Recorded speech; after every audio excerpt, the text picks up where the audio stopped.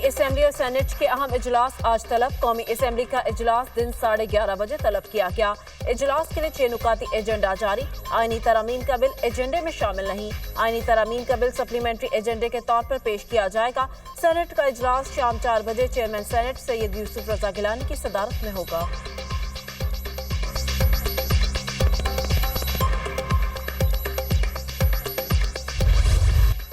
अदालती इस्लाहात आईनी पैकेज तैयार, आज मंजूरी के लिए पेश किया जाएगा। अदालती इस्लाहात पैकेज में मुतअद्दिद तरामीम शामिल। जजेस की रिटायरमेंट की उम्र में 3 साल की तौसीह की तजवीज़ पर इत्तफाक न हो सका। पीपल्स पार्टी और फजल रहमान आईनी मामलात के लिए अलग अदालत बनाने के हामी।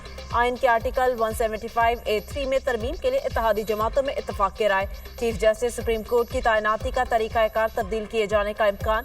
चीफ जस्टिस की तैनाती के लिए सीनियर तरीन जजेस की बजाय 5 सीनियर जजों का एक नया पैनल वजीर आजम को भेजने की तजवीज़। वजीर आजम पैनल में से किसी एक को चीफ जस्टिस लगा सकेंगे। जजों की तकर्री के लिए पार्लिमानी कमेटी और जुडिशल कमीशन को जम करने की तजवीज़। आईनी तरमीम को ज़मनी एजेंडे में टेकअप किया जाएगा।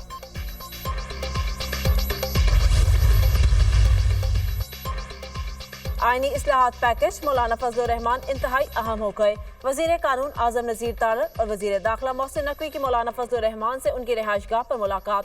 आजम नज़ीर तारड़ ने मौलाना फजल रहमान को आईनी तरामीम के मुसव्वदे पर ब्रीफिंग दी।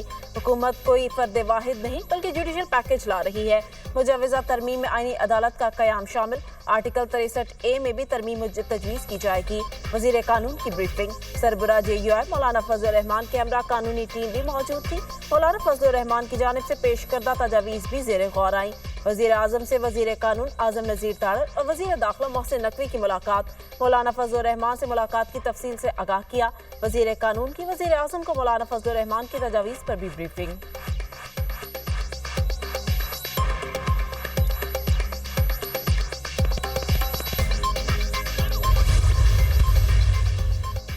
तहरीक इंसाफ वफ्द की मौलाना फजल रहमान से उनकी रिहाइशगाह पर मुलाकात। Opposition leader Umar Ayub, barrister Gohar, Shibli Faraz, Asad Qaiser और साहिबजादा हामिद रजा शामिल। मुलाकात में मुल्क के सियासी सूरत हाल और मुजवज़ा आईनी इस्लाहात पर तबादला ख्याल। PTI वफ्द की मौलाना फजल रहमान को आईनी तरमीम की हिमायत न करने पर कायल करने की कोशिश।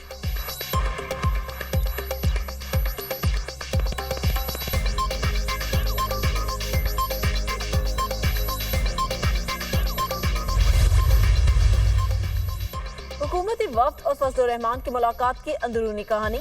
मौलाना ने हुकूमती वफ्द से असेंबली और सेनेट में तरमीम के हिमायती अरकान से मुतालिक तफसीलात मांग ली।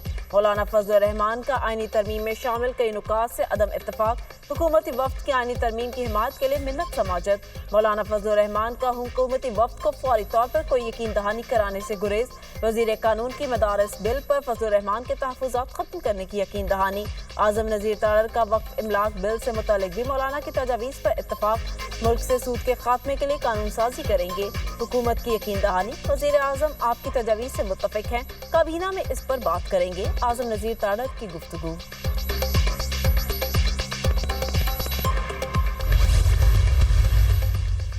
बिलावल भुट्टो जरदारी की भी रात गए मौलाना फजल रहमान से मुलाकात।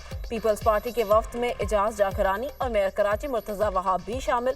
मुलाकात में आईनी तरामीम के हवाले से बातचीत। वजीर दाखिला मोहसिन नकवी भी मुलाकात के दौरान दोबारा मौलाना फजल रहमान की रिहाइशगाह पहुँच गए। सरबराह JUI ने आईनी तरामीम पर मुशावरत के लिए वक्त मांग लिया। मुलाकात के बाद बिलावल भुट्टो ने मौलाना के घर से निकलते हुए विक्ट्री का निशान बनाया। JUIF के सेनेटर कामरान मुर्तज़ा का कहना था पार्टी की शूरा और मजलिस आमा हुकूमती तजावीज़ पर गौर करेगी।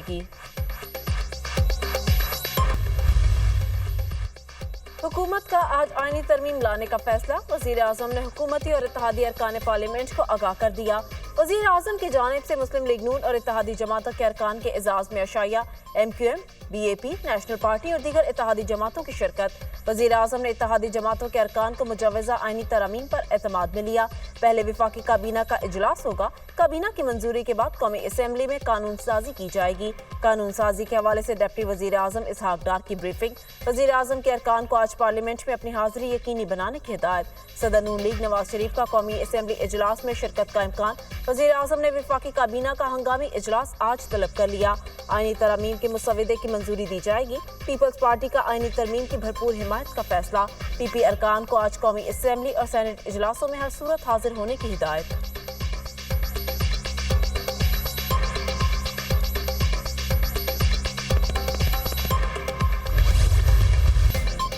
सुप्रीम कोर्ट ने मखसूस नशिस्तों के केस में इलेक्शन कमीशन का इबहम दूर कर दिया। पार्टी सर्टिफिकेट जमा कराने वाले पीटीआई के उम्मीदवार हैं। 12 जुलाई के फैसले में कोई इबहम नहीं। सुप्रीम कोर्ट का 12 जुलाई का शॉर्ट ऑर्डर भी बहुत वाज़ेह है। मखसूस नशिस्तों के केस में अक्सरियती फैसला देने वाले 8 जजेस की वजाहत जारी। इलेक्शन कमीशन वजाहत के नाम पर अपनी पोजीशन तब्दील नहीं कर सकता। इलेक्शन कमीशन की वजाहत की दरख्वास्त दुरुस्त नहीं। इलेक्शन कमीशन ने हुक्म को गैर जरूरी तौर पर पेचीदा बना दिया। इलेक्शन कमीशन ने खुद बैरिस्टर गोहर को पार्टी चेयरमैन तस्लीम किया। इलेक्शन कमीशन तस्लीम कर चुका है। पीटीआई एक रजिस्टर्ड सियासी जमात है। इलेक्शन कमीशन का पीटीआई अरकान के सर्टिफिकेट तस्लीम न करना सरासर गलत है। इलेक्शन कमीशन को इस इकदाम के आईनी और कानूनी नताइज का सामना भी करना पड़ सकता है। फैसले का इतलाक कौमी और सूबाई असेंबलियों पर भी होगा। फैसले पर अमल दरामद न करने के नताइज का सामना करना पड़ सकता है। इलेक्शन कमीशन को फैसले पर फौरी तौर पर अमल दरामद की हिदायत। सुप्रीम कोर्ट ने इलेक्शन कमीशन की वजाहत की दरख्वास्त पर फैसला जारी कर दिया। जस्टिस मंसूर शाह ने 4 सफ़ात पर तफसीली फैसला जारी किया।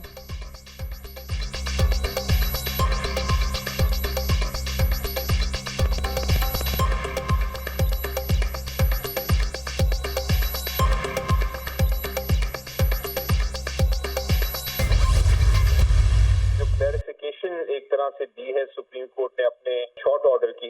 उसके बाद जो हुकूमत का ये नंबरों का खेल रही थी और कोशिश कर रही थी कि जी हम 2/3 मेजॉरिटी ले लें, अब वो खत्म हो गया है। अब सुप्रीम कोर्ट ने ये इस क्लैरिफिकेशन में कह दिया है कि जितने भी मेंबर्स थे जिन्होंने इलेक्शन लड़ा था पीटीआई के सपोर्ट के साथ, सुप्रीम कोर्ट ने कहा है वो सारे के सारे पीटीआई के पार्लियामेंट्री पार्टी के मेंबर्स हैं। अब आर्टिकल 63A जो आइन का है उन पे लागू होता है। सुप्रीम कोर्ट के फैसले के बाद हुकूमत का आईनी तरमीम के हवाले से नंबर गेम का खेल खत्म हो गया। ऐवान में मौजूद तमाम सियासी जमातें मिलकर भी पीटीआई के बगैर 2/3 अक्सरियत का हदफ हासिल नहीं कर सकती। फैसले के बाद पीटीआई की सपोर्ट से इलेक्शन जीतने वाले अरकान पर आइन का आर्टिकल 63A लागू होता है। अदालती हुक्मनामे के बाद कोई खुद को आज़ाद कहता है तो सुप्रीम कोर्ट के फैसले की खिलाफ वर्जी होगी। सेनेट में पीटीआई के पार्लिमानी लीडर बैरिस्टर अली जफर की दुनिया से गुफ्तगू। पीटीआई की अपने तमाम अरकान पार्लियामेंट को किसी भी आईनी तरमीम में वोट न डालने की हिदायत। पीटीआई का कोई भी रुकन आईनी तरमीम के हक में वोट नहीं देगा। पीटीआई अरकान पार्लियामेंट की फ्लोर क्रॉसिंग की सूरत में ना गिना जाए। पीटीआई ने अरकान पार्लियामेंट को वोट से रोकने से मुतालिक दस्तावेजात जमा करा दी। तमाम अरकान के दस्तखत से रिकॉर्ड सेनेट और कौमी असेंबली सेक्रेटरीट में जमा कराया गया। पीटीआई अरकान पार्लियामेंट की तहरीरी तौर पर आईनी तरमीमी बिल के हक में वोट कास्ट न करने की यकीन दहानी।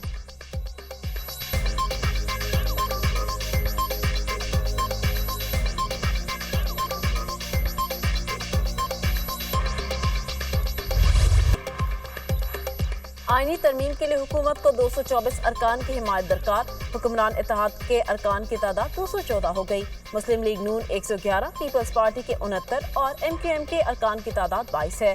मुस्लिम लीग काफ के 5, IPP के 4 अरकान, कौमी असेंबली में मुस्लिम लीग ज़िया, बलोचिस्तान अवामी पार्टी, बलोचिस्तान नेशनल पार्टी का 1-1 रुकन, सुन्नी इत्तेहाद काउंसिल के 80, जमीयत उलमा इस्लाम के 8 अरकान ऐवान में मौजूद, मजलिस वहदत मुस्लिमीन, पख्तूनख्वा मैप और BNP मेंगल का 1-1 रुकन। कौमी असेंबली में आज़ाद उम्मीदवारों की तादाद 8 है। आईनी तरमीम की मंजूरी के मामले पर हुकूमत को ऐवान बाला में भी मुश्किलात। सेनेट में हुकूमती अरकान की तादाद 59 है। ऐवान बाला में हुकूमत को बिल की मंजूरी के लिए 64 अरकान की हिमायत दरकार।